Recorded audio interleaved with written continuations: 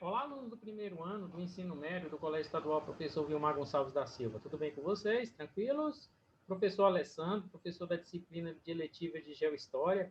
Pessoal, vamos iniciar os nossos blocos de atividades aí sobre a eletiva de Geohistória, né? Falando um pouquinho da introdução da história aqui do nosso estado, né? Da história de Goiás. E a gente vai elencar alguns pontos principais, né? Que são indispensáveis nós estudarmos, tá ok? Bom, a gente sabe, né, que Goiás surgiu aí com a vinda das primeiras bandeiras, né, dos bandeirantes paulistas, né, para nossa cidade, nosso estado, né. A primeira bandeira que partiu aí, por exemplo, de São Paulo, chegou aqui aos sertões de Goiás, no leste do atual estado do Tocantins, foi a de Antônio Macedo e Domingos Luiz Grau, em torno de 1500 a 1593. Depois seguiram-se a de Domingos Rodrigues, de 1596 a 1600, e outras diversas aconteceram aí. Contudo, a bandeira de Bartolomeu Bueno da Silva, filho, é considerada a descoberta de Goiás, né? Isso significa que ele foi o primeiro. Isso não significa que ele foi o primeiro a chegar em Goiás, mas sim o primeiro a vir a Goiás com a intenção de se fixar, que data aí em torno de 1690 a 1718, ok? Bom, e tem seu surgimento no contexto histórico do Brasil do século XVIII, com a mineração, né, quando o Brasil passou a ter uma outra atividade econômica que foi a mineração. Em 1682 ocorre a chegada da bandeira do chamada Anhanguera, né, Diabo Velho, Bartolomeu Bueno da Silva, ao Rio Vermelho, né, nas proximidades ali que hoje é a cidade de Goiás, antigamente chamada de Santana, né? Até 1749, só para vocês terem ideia, Goiás pertenceu à capitania da cidade de São Paulo, tá? Aqui está o mapa que nós tínhamos da capitania de Goiás naquele tempo, ok? Bom, o Anhanguera foi um explorador brasileiro do século XVII e aspirou a explorar o sertão goiano, organizou uma bandeira e partiu para lá em 1682. Tá? Então, partiu para aqui, para Goiás, em 1682, sendo acompanhado de seu filho, que tinha apenas 12 anos de idade, que foi o Bartolomeu Bueno da Silva Filho. Descobriu muitas minas de ouro, né, nessa região, graças aos esforços que foram recompensados no seu empreendedorismo, tá? Ou empreendimento.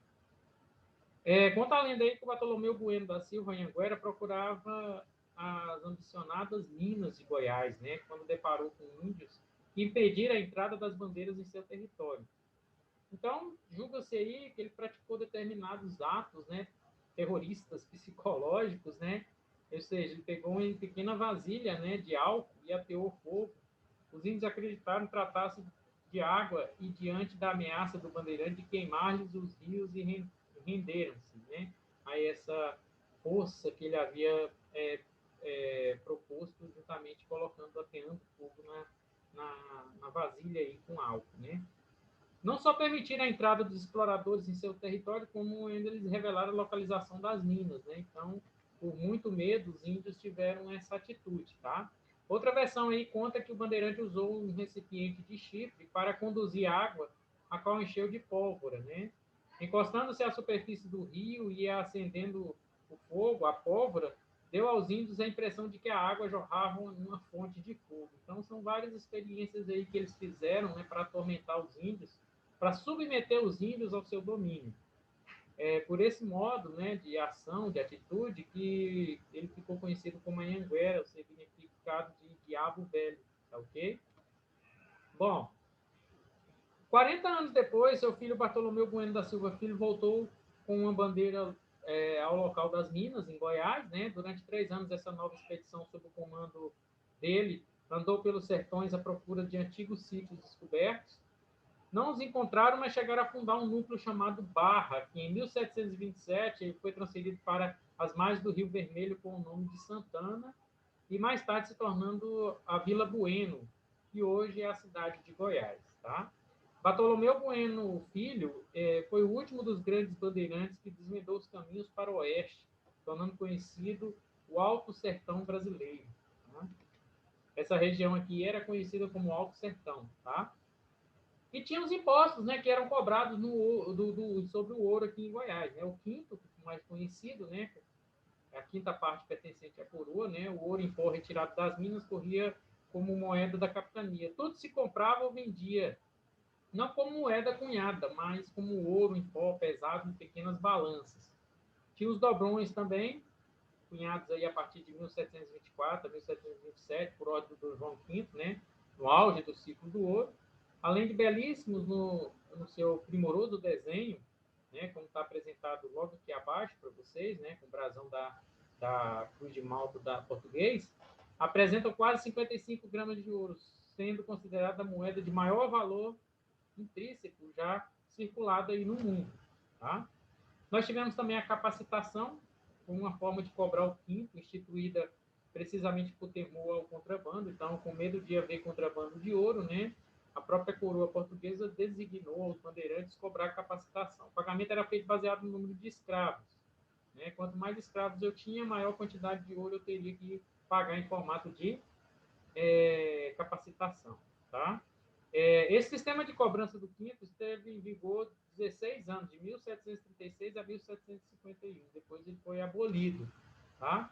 Nós tivemos também a derrama, uma espécie de cobrança forçada de impostos atrasados, criado principalmente pelo Marquês de Pombal em todas as colônias, as províncias do Brasil, em 1751. Correspondia a uma pesada taxa de cobrança da população que, durante o governo do secretário de Estado, espécie de primeiro-ministro, né, Sebastião José de Carvalho e Melo, o Marquês de Pombal. Foi fixada em 100 arrobas anuais. Um arroba era 32 arratéis, mais ou menos aí 15 quilos, ou seja, 1.500 gramas aproximadamente. Né?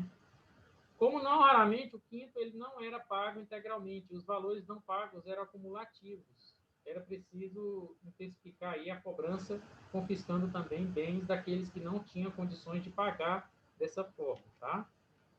A primeira região ocupada foi a do Rio Vermelho, como eu citei para vocês, né? Fundou-se Arraial de Santana, que depois seria chamado de Vila Boa, e mais tarde cidade de Goiás, sendo durante 200 anos a capital do território.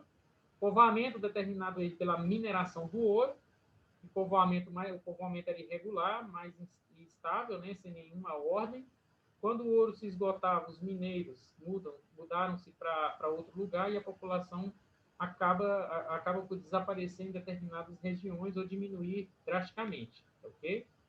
Nós tivemos aí as 3 zonas de povoamento em Goiás, né? A primeira é o Centro-Sul, com uma série desconexa de arraiais no caminho de São Paulo, né? Ou nas proximidades, como Santa Cruz, Santa Luzia, que hoje é Lusiânia, Meia Ponte, que é Pirinópolis.